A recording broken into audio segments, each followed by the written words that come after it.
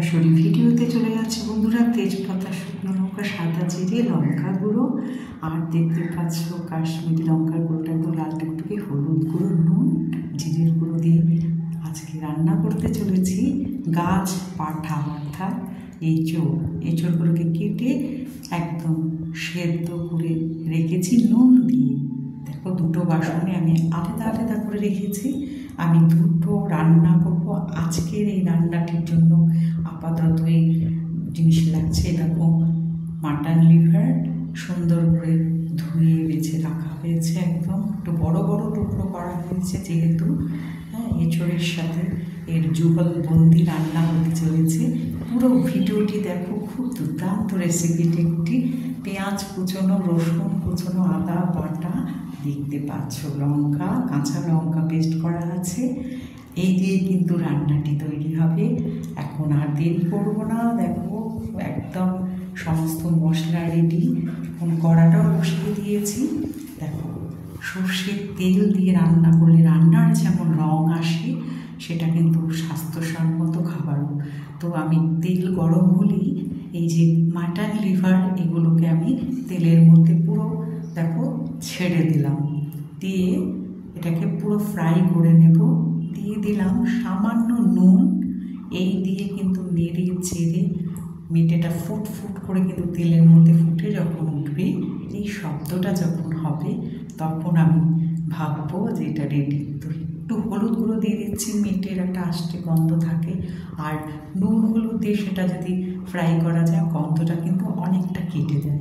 তো চলো, খুব সুন্দরভাবে দেখো, দেখতেই পাচ্ছ পুরো রান্নাটা তোমাদের সামনে আমি দেখিয়েই করছি, কিছু বাদ দিচ্ছি না।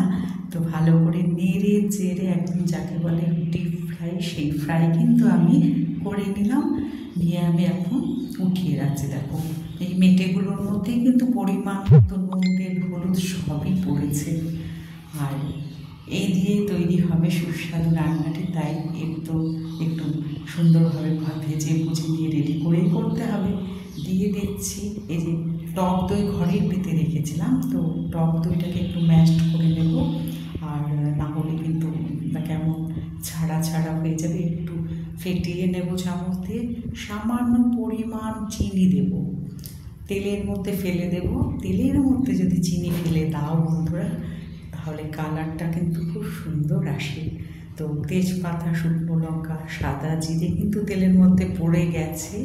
দেখো একটু এদিক ওদিক হতেই কিন্তু আবার আমার কনসেন্ট্রেশন অন্যদিকে চলে গেছিলো। তো যাই হোক, আবার ফিরে এলাম রান্নায়। দেখো কুচনো রসুন, পেঁয়াজ একবারে নুন সম্বারের মধ্যে দিয়েছি। ভালো করে কিন্তু এই পেঁয়াজগুলোকে আমি একদম লাল লাল করে ভেজে নেব, কারণ মেটেটাও ফ্রাই করা আছে আর এঁচোড়টাও কিন্তু বয়েল করা আছে। তো দেখো তোমরা দেখতে পাচ্ছ পেঁয়াজ, শুকনো লঙ্কা, তেজপাতায় সুন্দরভাবে একদম লাল লাল মতন করে ফ্রাই হচ্ছে। আদার যে পেস্ট, সেটাও কিন্তু আমি এখন দিয়ে এটাকে একটু কষিয়ে নিচ্ছি। আর পেঁয়াজটা যত সুন্দর ভাজা হবে, গন্ধটাও ভালো হবে। টক দইটাও একটু পরিমাণ দিয়ে দিলাম। আর আষ্টে রান্না অর্থাৎ ননভেজ যে সমস্ত রান্না করি, সেই রান্নায় দইটা কিন্তু খুব ভালো মানে ব্যবহার হয়। সব রান্নাতেই বলতে পারো, আমি কিন্তু একটু দইয়ের ব্যবহার করে থাকি। ঘরে পাতা দই। তো হলুদ গুঁড়ো, জিরের গুঁড়ো, লঙ্কার গুঁড়ো আজ আর আমি ভিজিয়ে রাখিনি, তেলের মধ্যে দিয়ে দিলাম। আর এই যে লঙ্কার যে পেস্ট জল জল, এটাতেই কিন্তু এটা বাটা মশলার মতন একটা হয়ে যাবে। ভালো মতন নেড়ে চেড়ে পেঁয়াজটাকে মশলার সাথে কিন্তু একদম লাল করে কষিয়ে নিতে হবে, একটুও যেন জল না থাকে।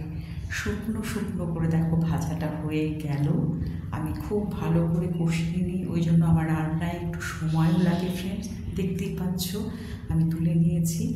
তো এখন দেবার সময় হলো গাছ পাঠা। আজ দুটো পাঠার জিনিসেরই কিন্তু এই যুগলবন্দি রান্নাটি হতে চলেছে।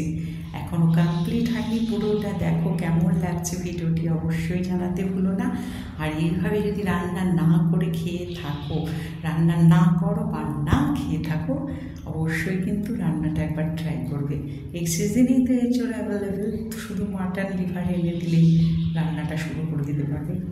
ভালো মতন করে দেখো আমি মশলাগুলো দিয়ে, এঁচোড়ের যেহেতু বয়েল করা ছিল, দেখো একটু জল জল মতন কিন্তু বেরিয়ে গেল, সেই জন্য আমি এক্সট্রা জল এখনও দিইনি। মিটির তেলটাও কিছুটা কিন্তু এখন এই এঁচোড়ের মধ্যে মিশে যাবে, তাই নতুন করে আর তেল দেওয়ার দরকার হলো না। এখন এগুলো দিয়ে খুব ভালো মতন করে আবার এই মিটির সাথে গাছের যে পাঁঠা এঁচোড়ের টুকরোগুলো খুব ভালো করে আমি মিক্স করে নিচ্ছি।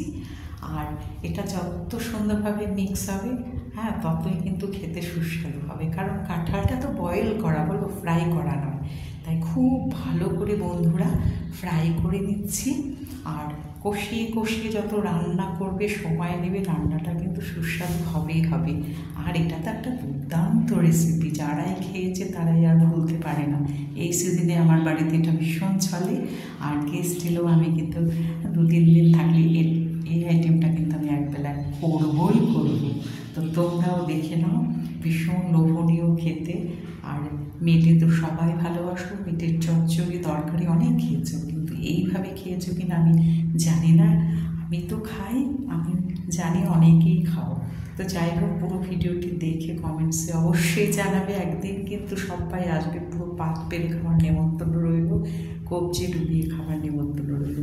তো দেখো, অল্প গরম জল আমি রান্নায় ব্যবহার করে দেখি, তোমরা ভিডিওগুলো জেনে গেছো এতদিনে। একটু গরম মশলা দেখলে দারচিনি, ছোটো এলাচ কিন্তু আমি পেস্ট করে দেবো, দিয়ে দিলাম শিল্পী ঘি 1.5 থেকে 2 চামচের মতন দিলেই হবে। রান্নাটা যখন হয়ে এসছে তখনই কিন্তু ঘি দিয়ে দিয়েছিলাম। আর এই যে দেখো, এখন আমি গরম মশলার যে বাটা শিল নোড়াই পেস্ট সেটা দিলাম, এতে সুন্দর হয়। আর তোমরা তো জানো বাটা মশলার স্বাদ সত্যি দারুণ হয়, অসাধারণ হয়। সবাই বাড়তে আমরা সময় পাই না বলে এখন একটু কম দেওয়া হয় আর কি। তো রান্নাটি কিন্তু গল্প করতে করতে সেরে ফেললাম। আজকে দুর্দান্ত রেসিপি এঁচোড় মেটের যুগলবন্দি রান্নাটি কেমন লাগলো খেয়ে বলবে।